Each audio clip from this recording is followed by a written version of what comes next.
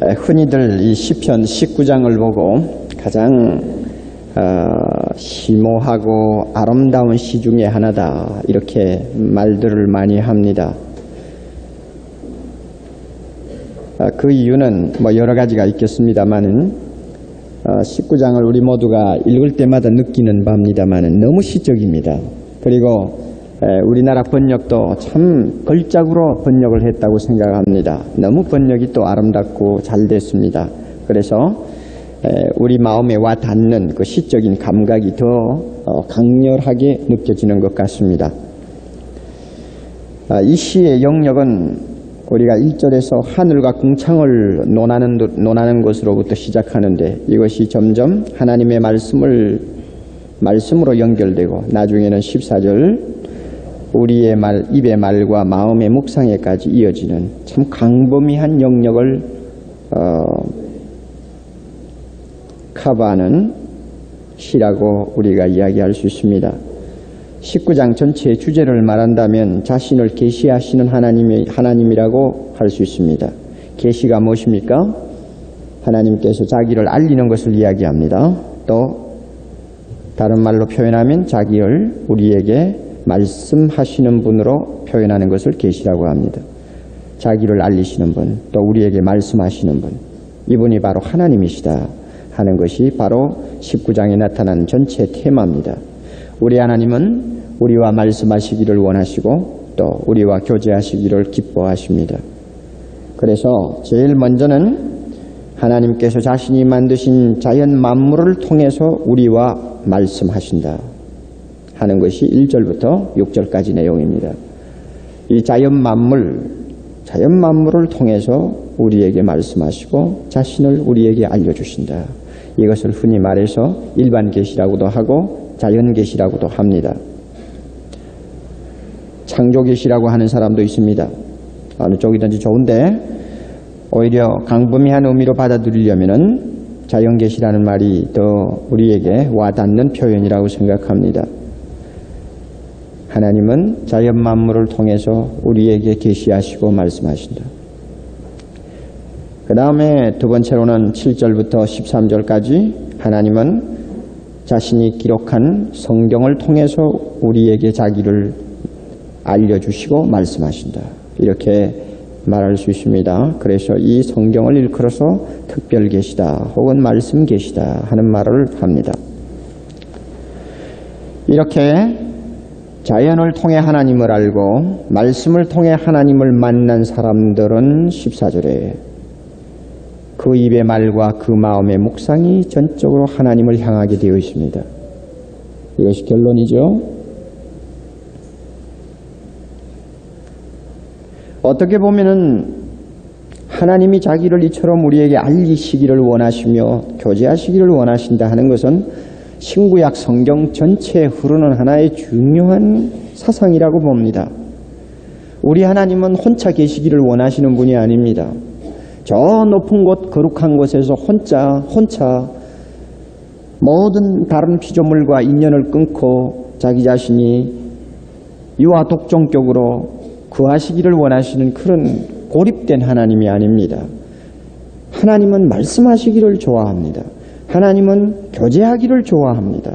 자기가 만든 피조물과 함께 깊은 관계를 맺기를 좋아하시는 분입니다. 이것이 하나님이라는 것을 어디에서 가르쳐주고 있습니까? 성경 전체를 통해서 가르쳐주고 있습니다. 그래서 성경 전체를 일컬어서 계시라고 하는 단어를 사용합니다. 그것은 정확하게 성경의 성격을 본 표현이라고 생각합니다. 히브리서 1장을 잠깐 넘어갔다가 오죠. 히브리서 1장 1절 2절을 봅니다.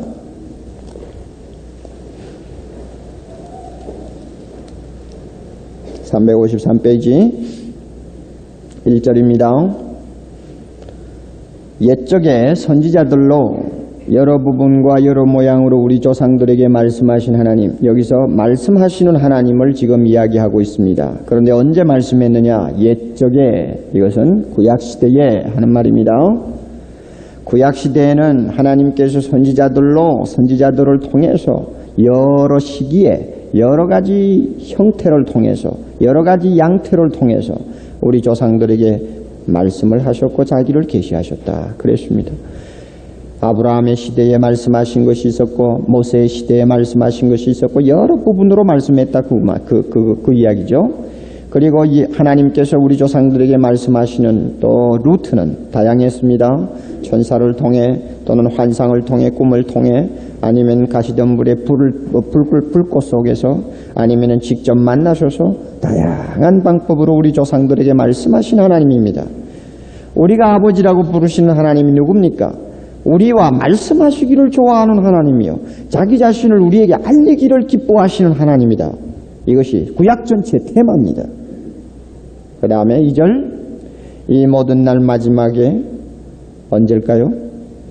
옛적하고 대비가 되는 것인데 언제입니까? 신약시대죠. 신약시대는 그 기간이 2000년이든 5000년이든 상관이 없어요. 하나님 보시기에는 항상 마지막입니다. 말세죠.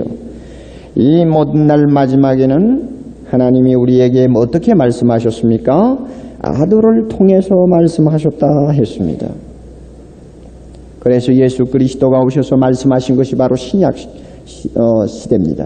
하나님은 자기 아들을 통해서 자기를 보여주셨고 자기 아들을 통해 자기를 만나게 하셨고 자기 아들을 통해서 하나님에 관한 모든 진리를 인간들이 듣고 배우게 하셨습니다. 이것이 신약 시대입니다. 그러므로 이것은 하나님이 마지막으로 자기를 계시하신 것이라고 보아야 합니다. 아들은 마지막 권입니다. 그 이후는 아무도 없습니다. 주님이 비유에서도 말씀하셨죠. 포도원 주인이 포도원 농부들에게 싹스를 받기 위해서 처음에는 저 말단 종들을 보냈지만은 싹스를 주지 아니하니까 조금 자기와 가까운 친구격인 또 사람들을 보냈죠. 그러나 또 주지 않고 죽이고 때리고 하니까 마지막으로 누구를 보냈다고 그랬죠? 자기 아들을 보냈다. 이 마지막 하나님께서 보내시는 최후의 수단이죠. 최후의 권위죠. 내 아들은 순종하리라. 그래서 아들을 보냈다고 했습니다. 따라서 구약시대에는 선지자들을 수없이 보내셨지만 신약시대는 자기 아들을 보내셨다. 마지막 계시라 그 말입니다. 마지막 계시다. 그러므로 신약 이후는 성경이 더 이상 존재하지를 않습니다. 성경에 더 보탤 것도 없고 뺄 것도 없습니다. 성경은 이제는 완성되었고 충족합니다.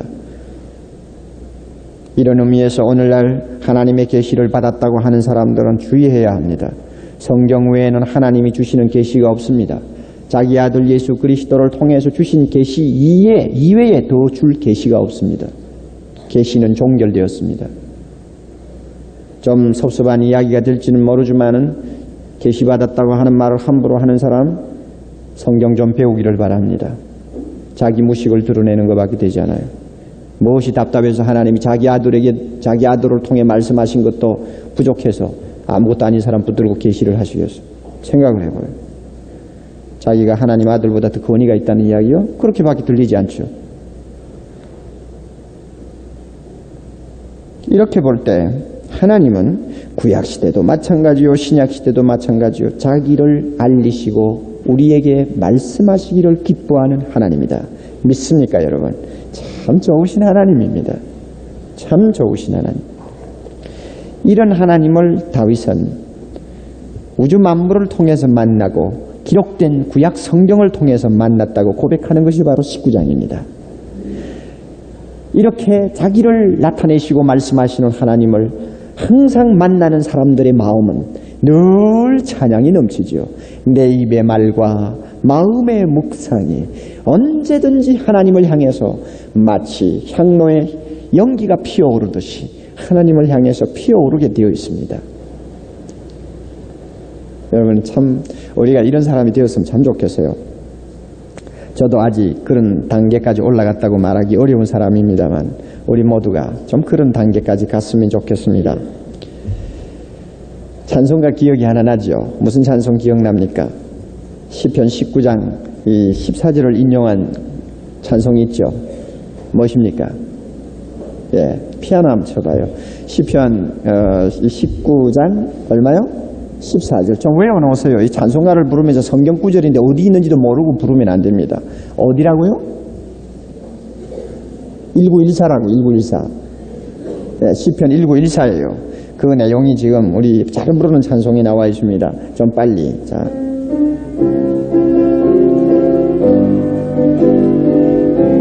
아주 좋은 찬송가예요. 나의 입술의 모든 말과 나의 마음의 묵상이 주께 연락되기를 원하네. 생명이 되신 주 속이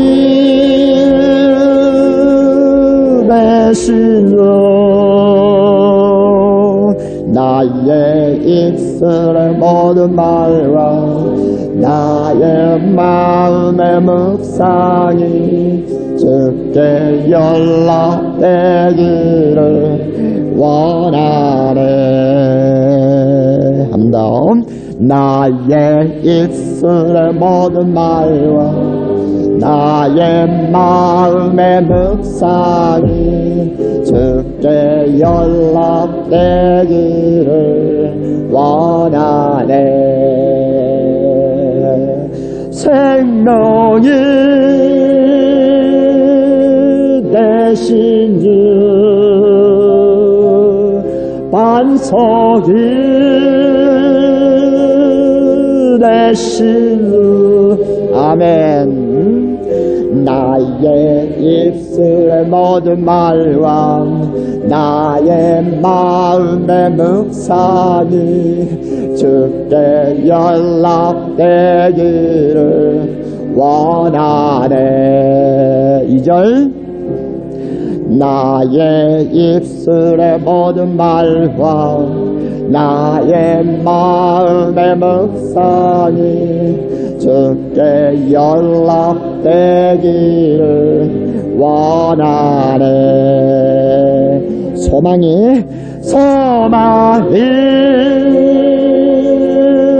되신 주 능력이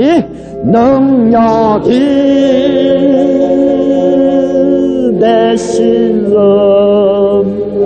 아멘. 나의 입술의 모든 말과 나의 마음의 묵상이 주께 연락되기를 원하네.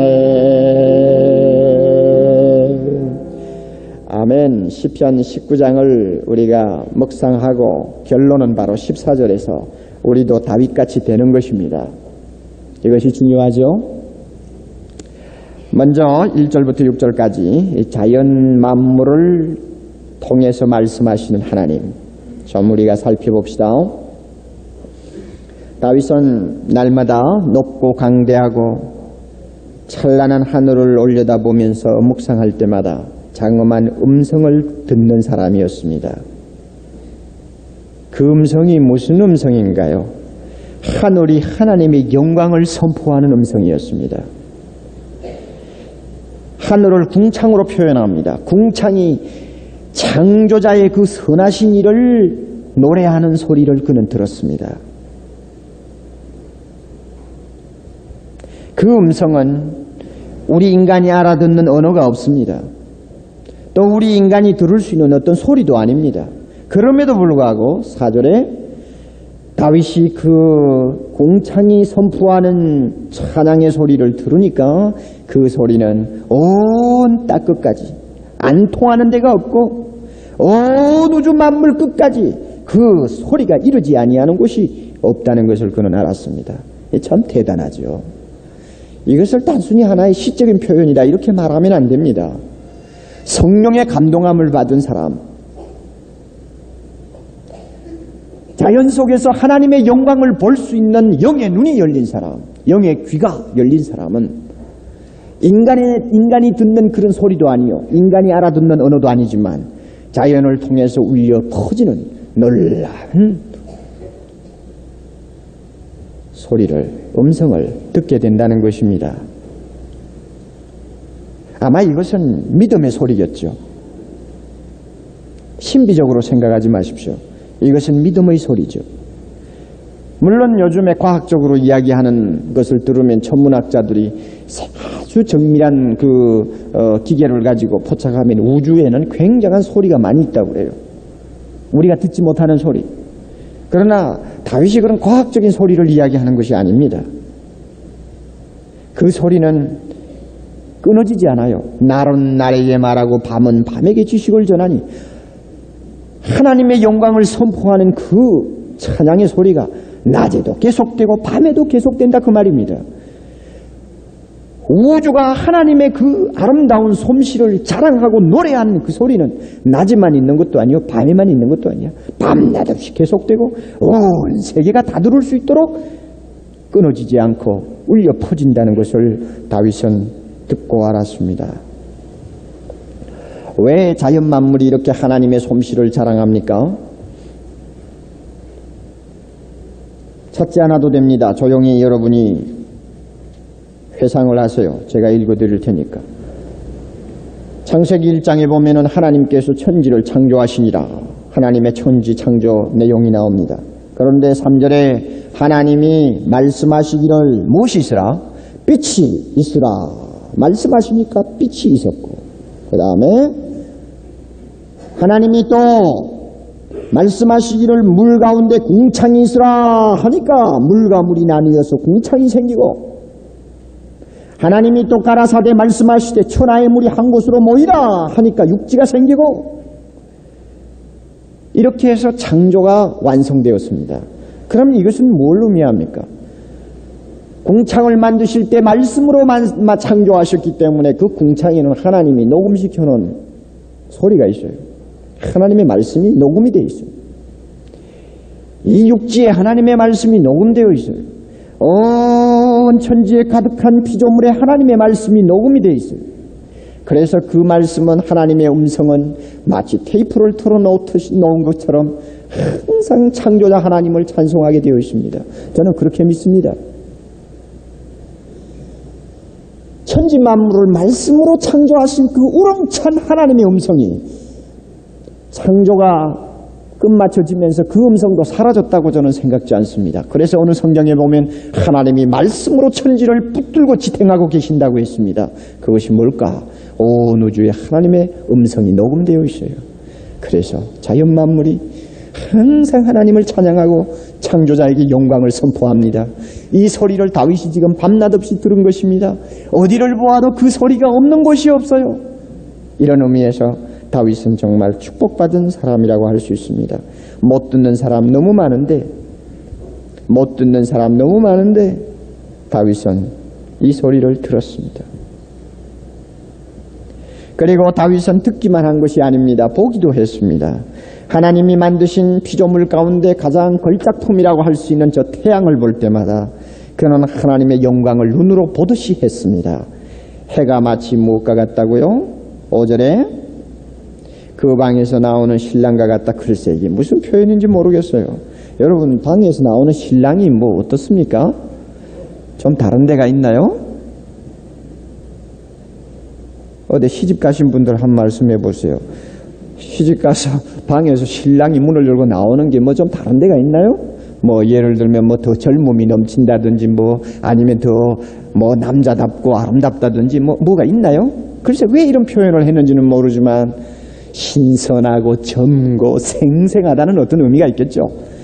다윗이 하늘의 해를 볼 때마다 그것을 느꼈습니다. 이야, 하나님의 걸작품. 그리고 아침에 떠서 저녁에 질 때까지 그 넓은 창공을 달려가는 모습이 마치 장사가 힘있게 다rum박질 치는 것처럼 그는 보았습니다. 그 해가 움직이는 모습을 볼 때마다 하나님의 영광을 그는 눈으로 확인하고 있었습니다. 그러니 다윗은요, 귀로 듣고 눈으로 보면서 자연 만물을 통해 하나님의 말씀을 들었고 하나님의 그 솜씨를 알았고 하나님과 깊은 교제를 나누는 복된 사람이었습니다. 우리 모두 좀 이렇게 되었으면 좋겠습니다. 현대 문명은 우리가 다윗과 같은 이런 복된 사람이 되는 일을 얼마나 방해하고 있는지 모릅니다. 밤에 나가서 밤하늘을 쳐다봐도 뽀얗게 구름이 끼어서 그 아름답고 찬란한 이럴 성신을 볼 수가 없습니다. 네온사인에 우리 눈이 더 휘황찬란하게 부시어서 하나님이 만드신 자연을 보는 데는 한참 도시를 벗어나야만이 가능한 것이 우리의 심정입니다. 너무 분주하고 너무 복잡한 하루를 살다 보면 하늘을 한번 올려다볼 틈도 없습니다. 나무에서 지저귀는 새 한 마리의 울음소리에 귀를 기울일 틈도 없습니다. 조그마한 풀포기에 남이 보아주듯 보지 않든 간에 소박하게 피어있는 야생화에 눈을 돌리고 조용히 하나님의 음성을 들을 그런 기회가 전혀 우리에게 주어지지 않는 삭막한 현실 속에 우리는 살고 있습니다. 그래서 다윗을 보면 참 별세계에 사는 것처럼 느껴지는 것입니다. 그러나 우리는 다시 다윗의 이 위치로 돌아가야 합니다. 자연을 통해서 하나님의 음성을 듣는 위치에 돌아가야 합니다. 자연을 통해 하나님의 영광을 선포하는 음성 앞에 경외감을 느끼는 자리에 돌아가야 합니다. 자연 앞에서 우리는 하나님과 깊은 대화를 할 줄 아는 자리까지 들어가야 합니다. 이렇게 될 때 우리는 좀 더 순수한 하나님의 자녀로서의 모습을 되찾을 수 있다고 저는 생각합니다. 죄가 이 세상에 들어왔고 죄가 인간을 더럽힌 다음 우리에게 큰 변화가 두 가지 일어났습니다. 하나는 하나님의 영광을 자연을 통해서 보지 못하고 듣지 못하게 된 것입니다. 눈이 어두워지고 귀가 막힌 것입니다. 들어도 약간 희미하게 들을 정도지. 아담 하와가 자연 그 에덴 동산에서 하나님의 영광을 보고 느끼고 듣던 것을 우리는 들을 수가 없습니다.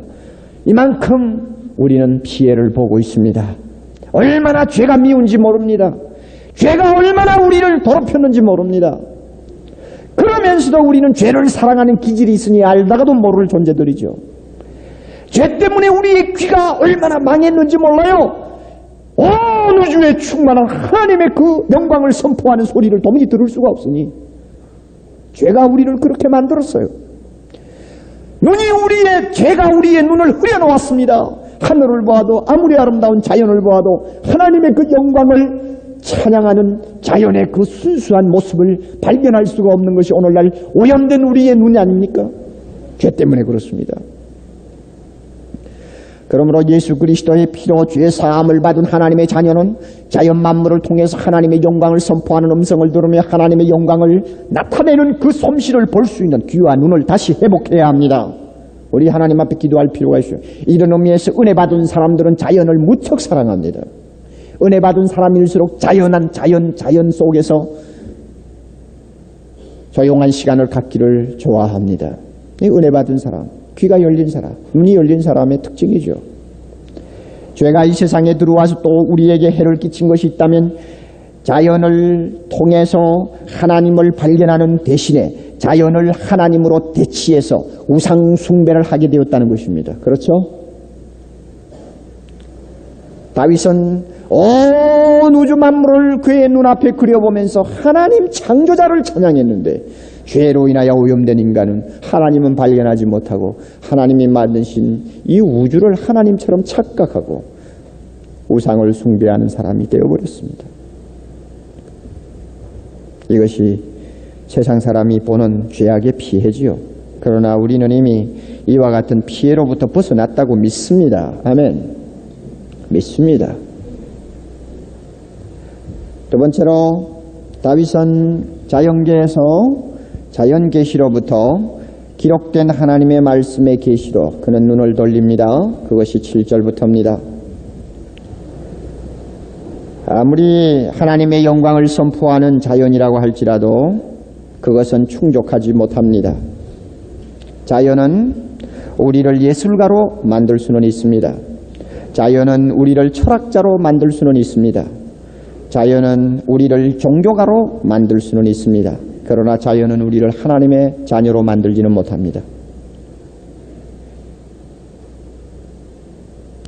자연을 통해서 위대한 예술작품은 우리가 창작할 수 있고 위대한 철학사상을 유출해낼 수도 있고 탁월한 종교를 창시할 수는 있을지 모르지만 하나님을 아버지로 발견하는 놀라운 이 은총, 이것은 우리는 자연을 통해서 얻어내지 못합니다. 그래서 이 자연이 갖고 있는 역부족, 취약점, 이것을 무엇이 메꾸느냐? 말씀 계시가 메꾸는 것입니다. 그래서 반드시 자연 계시를 이야기하면 그 다음에 반드시 이 기록된 하나님의 말씀의 계시를 이야기해야 짝이 맞습니다.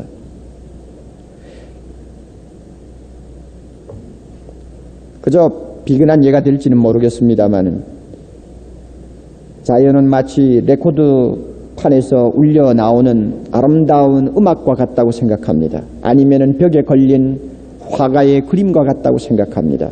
우리는 음악을 들으면서 감상도 하고 즐길 수도 있습니다.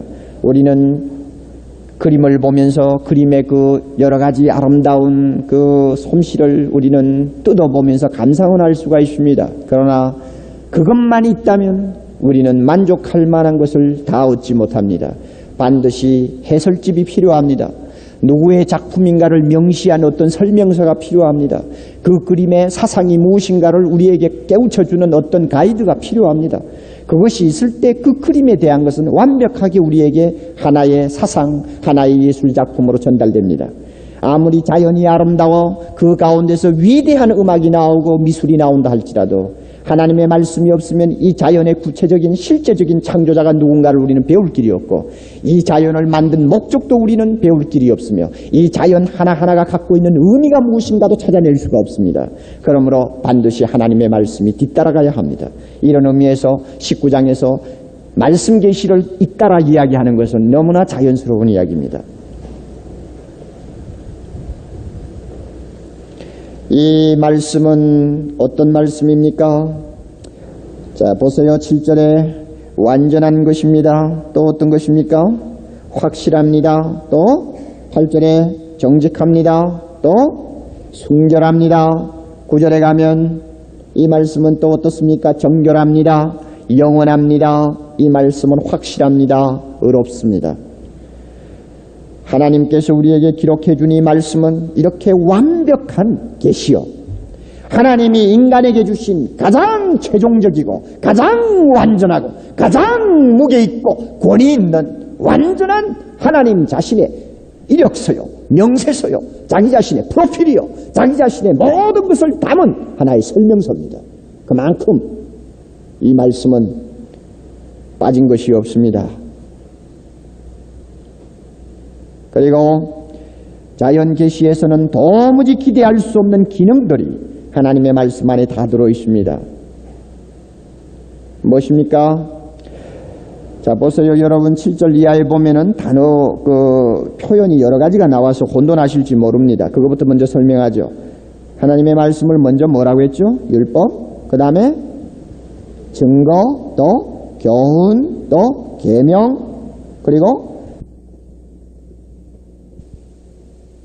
저는 꼭 같은 용어를 반복하는 것보다도 표현을 조금씩 바꾸어 가면서 꼭 같은 의미를 전하는 것이 일반적으로 시가 갖고 있는 특징이기 때문에 이것을 구태여 교훈은 뭐고 율법은 뭐고 계속해서 이렇게 증거가 뭐고 하고 분석을 해버리면 우리가 혼돈에 빠질 위험이 있습니다.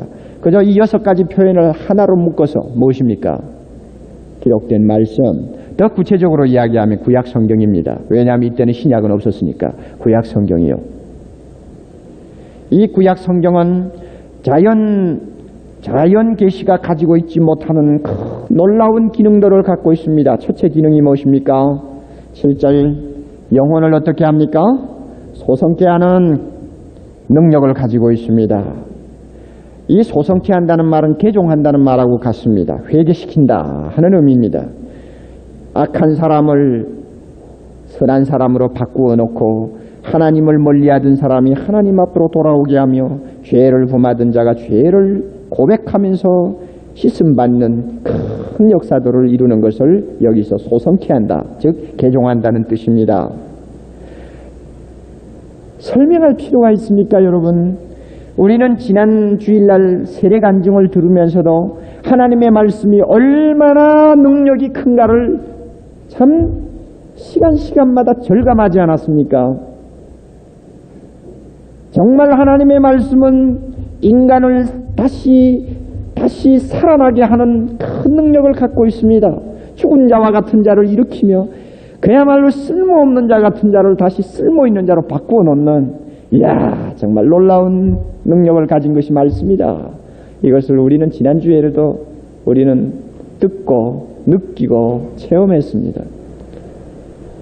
1부부터 3부까지 7명의 형제 자매들이 간증을 했습니다.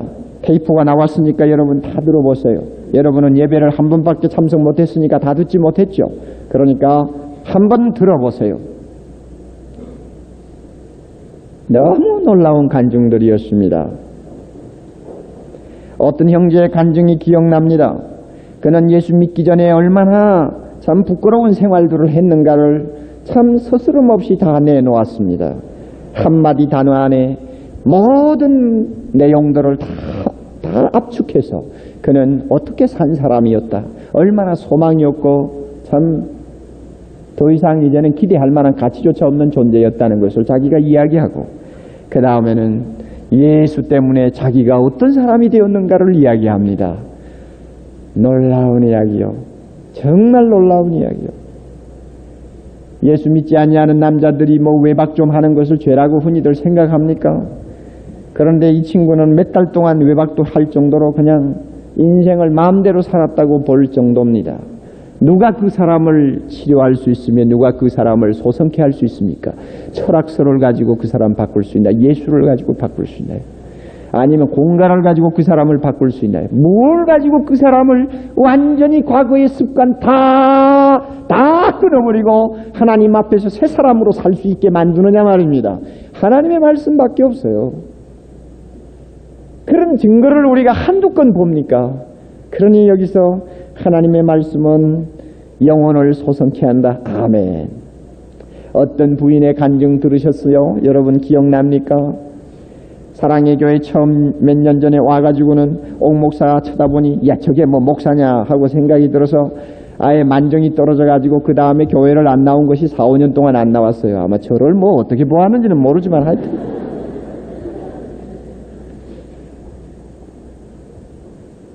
그 말은 간증에는 안 나왔어요. 안 나왔고 그 자매가 사랑방 모임 할 때 참석을 해서 사랑방 모임에서 저보고 한 이야기입니다. 그러고 보니까 한 6, 7년 전에 한번 만났던 자매같이 느껴져요. 그런데 전도를 받아 교회라고 와봤더니 목사가 만정이 떨어져서 그 다음에는 안 나왔다. 그리고는 돌아가서 몇 년 동안 어떻게 살았습니까? 인생의 허무 앞에서 그냥 그 젊은 여자가 아름다운 여자가 처절하게 상처를 입고 심지어 자녀들과 동반 자살을 하고 싶은 유혹 때문에 몸부림칠 정도로 살 의욕을 전혀 잃어버리고 인생의 가치와 의미를 하나도 모르고 그 30대 여자가 지금까지 몇 년을 살았다 그 말입니다. 뭐 인물이 없습니까? 공부를 못했습니까? 집에 돈이 없습니까? 뭘 봐도 빠지지 않는 여자가 왜 이렇게 됩니까? 그런데 보세요. 그가 예수 그리스도를 발견하고 난 다음부터 교회에 오면은 올 때마다 손수건으로 눈물 닦아내느라고 정신이 없고 남편을 보는 눈이 달라져. 자식을 보는 눈이 달라져. 누가 이렇게 사람을 바꾸어 놓을 수 있느냐 그 말입니다. 예? 누가 바꿀 수 있어? 하나님의 말씀이 바꾸는 거예요. 이 능력을 우리가 알지 못하고 성경 들고 다니면 이건 부끄러운 이야기입니다. 내가 바뀌지 않는 것은 내가 완악해서 바뀌지 않는 것이지. 하나님의 말씀이 실제로 역사하는 사람에게는 죽었던 자가 살아나는 기적이 이 말씀을 통해서 실증이 되고 있지 않습니까? 놀라운 말씀입니다. 또 이 말씀은 무슨 능력을 갖고 있습니까? 우둔한 자로 뭐 한다고요? 우둔한 자가 지혜롭게 하는데 이 말씀이 또 크게 기여합니다. 잠언서 1장 4절 어리석은 자로 슬기롭게 한다고 했습니다. 잠언 9장 4절에는 무릇 어리석은 자는 이리로 돌이키라. 무릇 어리석은 자는 이리로 돌이키라. 어디로 돌이키라? 하나님의 말씀으로 돌이키면 지혜자가 된다 그 말입니다. 그래서 하나님의 말씀을 가까이 하고 사랑하고 말씀을 통해서 날마다 하나님과 교제하는 사람은 바보 같은 사람이 하나도 없습니다. 모든 지혜가 이 말씀 안에 있는데요.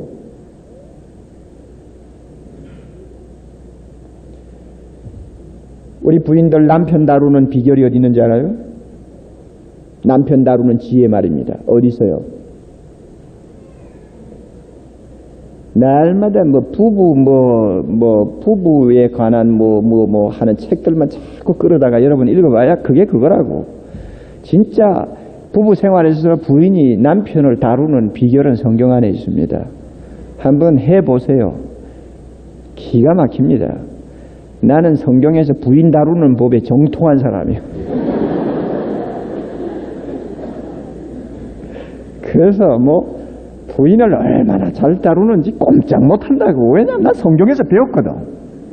그러니까 부인들도 그렇게 하라고요. 성경을 통해 남편 다루는 법을 배우십시오. 기회가 이 안에 다 있습니다. 자녀 교육법요. 자녀 키우는 방법. 아이고 여러분 무슨 책을 보아도 그 말이죠. 그런데 사실 그 뿌리를 찾아 들어가면 성경에 다 있는 이야기요. 성경적으로 자녀 교육하면 지혜로운 교육을 합니다. 그렇지 사업에 대해서는 나 잘 모르겠어요. 안 해봐서 모르겠는데 사업 같은 것도 직장생활 같은 것도 말씀에 참 붙들려서 사는 사람들은 잘 하대요. 잘해요. 왜 대부분이 탈이 나느냐? 말씀이 가르치는 대로 안 하고 살짝 변칙 운영을 하다가 탈이 나요. 하나님의 자녀는 말씀대로 해야 합니다. 별 도리가 없어요. 이렇게 우리에게 지혜를 가르쳐 줍니다. 사람을 구별하는 지혜를 어디에서 배웁니까? 여러분 사람 볼 줄 아세요? 사람 볼 줄 모르면 이것도 탈이지요. 그런데 사람 볼 줄 아는 거 관상을 보는 거 아니에요.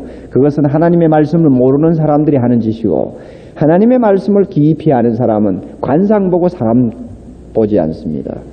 사람을 보는 눈이 있죠. 성경에 그 비결이 있어요. 열심히 읽으세요.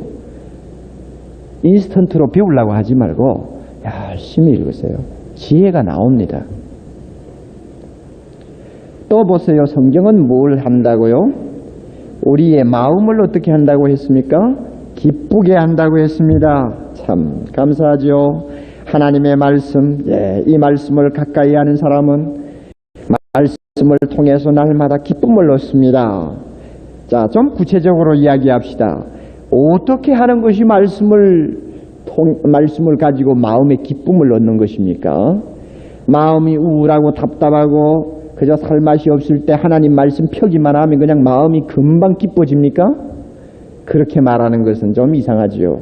물론 어떤 은혜 받은 사람들 보면 성경을 펴는 것만으로도 기뻐서 못 견디는 사람이 있어요. 저는 그런 사람 많이 보았습니다.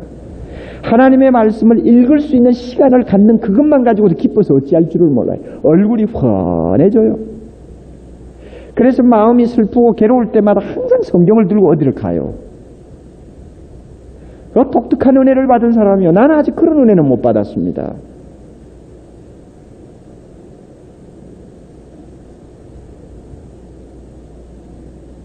주의 법이 나의 즐거움이 되지 아니하였다면 내가 내 고난 중에 멸망하였으리이다. 고난 속에 무슨 즐거움이 있어? 그런데 하나님의 말씀을 통해 날마다 마음이 즐거웠다 그 이야기입니다.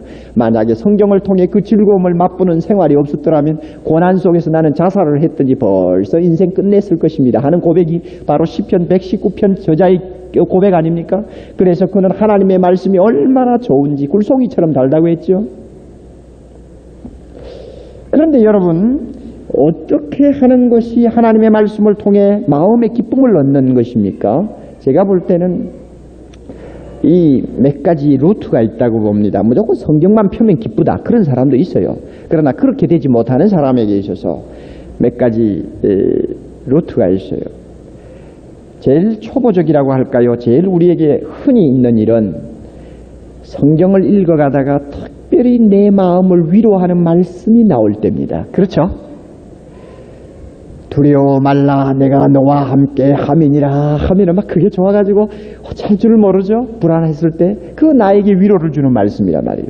그걸 찾았을 때 기쁨이 옵니다. 또 하나 있죠.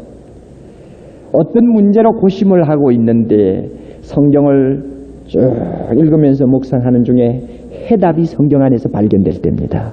기쁩니까 안 기쁩니까? 굉장히 기쁩니다. 그런 체험이 있어요. 또 있죠.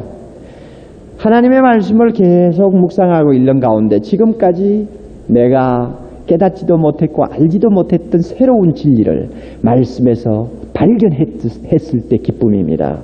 이 대단한 기쁨이요. 저는 제자훈련을 시킬 때도 그렇고 설교 준비할 때도 그렇고 지금까지 수십 번 읽으면서 발견하지 못했던 진리를 내 자신이 남을 훈련시키는 자리에 아니면 말씀을 준비하는 자리에서 문득문득 발견할 때가 많이 있는데 그때마다 막 메모를 하느라고 정신이 없죠. 그런데 기뻐요. 기쁨이 와요. 또 어떤 때 말씀을 통해 기쁨이 옵니까? 이것은 좀 높은 차원이죠. 하나님의 말씀이 항상 내 마음속에 가득해서 길을 가도 잠을 자다가도 항상 그 말씀이 메아리처럼 아니면 속삭이는 자장가처럼 내 마음에서 떠나지 않는 것을 체험할 때 기쁨입니다. 이걸 뭐라고 할까요? 다음에 제가 성령을 받았는가 하는 설교를 할 때 여러분 마음에서 솟는 뭐라고 그랬죠? 생수라는 표현을 했는데 아마 이거하고 연결될 수 있는 내용입니다. 참 언제든지 그 말씀이 마음에 풍성해요. 그저 어려운 일을 당하면 어려운 일을 당하는 대로 말씀이 생각나면서 나에게 큰 힘이 되고 또 좋은 일을 당하면 좋은 일을 당할 때도 거기에 해당하는 말씀이 생각이 나고 이거 항상 이렇게 뭔가 물이 가득한 것 같은 그런 뭐가 있어요. 이건 참 높은 차원입니다. 이런 체험을 하는 사람은 기쁨이 늘 있습니다. 말씀을 통해서 얻는 기쁨이 있어요. 여러분 어느 쪽에 더 많이 경험을 하는지 모르겠어요. 위로를 받는 말씀 얻었기 때문입니까? 문제 해결을 얻었습니까? 아니면은 진리를 깨달았습니까? 아니면은 말씀의 풍성함 때문에 오는 어떤 기쁨입니까? 어느 쪽에서 어떤 간에 하나님의 말씀은 우리의 마음을 기쁘게 해줍니다.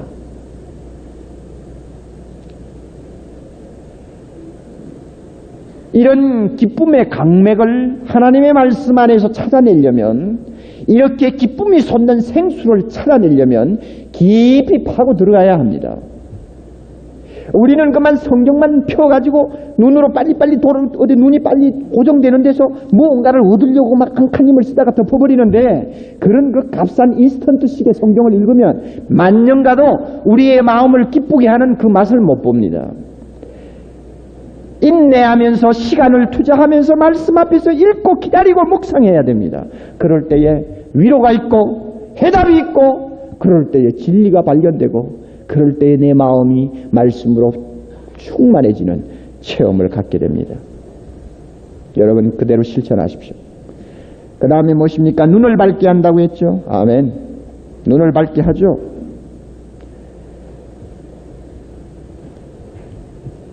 우리가 인생을 걸어가면서 우리 눈이 어둡지 않게 하는 것이 무엇입니까? 하나님의 말씀입니다. 잘 기억하십시오. 이와 같은 기능을 가진 이와 같은 능력을 가진 하나님의 말씀이기 때문에 우리는 하나님의 말씀을 대하는 태도가 좀 바로 갖추어져야 합니다. 그 태도가 10절 11절을 이야기합니다. 어떤 태도를 가져야 합니까? 첫째, 금꽃 많은 정금보다도 사모할 것이고 꿀과 송이꿀보다 더 달도다. 사모한다, 사랑한다. 하나님의 말씀을 사랑하십시오. 이 자세가 있을 때 하나님의 말씀을 통해서 하나님은 우리에게 교제하시고 자기를 나타내십니다. 그 다음에 두 번째 자세 11절 주의 종이 이로 경계를 받아 이를 지킴으로 상이 크니이다. 경계를 받으십시오. 항상 하나님 앞에서 말씀 앞에서 교훈을 받고 책망을 받고 바르게 함을 받는 겸손한 자세를 가지십시오. 이럴 때에 하나님의 말씀을 통해 우리는 상급을 얻습니다. 두 가지 자세. 첫째 뭐요? 하나님의 말씀을 사랑하라. 그 다음 둘째는 경계를 받으라, 겸손하라 그 말이요. 하나님의 말씀이 꾸짖으면 책망을 그대로 듣고 하나님 앞에 회개하는 겸손한 자세를 가지라 그 말입니다. 이와 같이 하나님의 말씀을 대하는 태도가 항상 사랑하고 겸손한 자는 말씀을 통해서 하나님이 주시는 음성을 듣지 못하게 하는 모든 장애 요소를 하나님께서 제거해 줍니다. 그 장애 요소가 무엇입니까?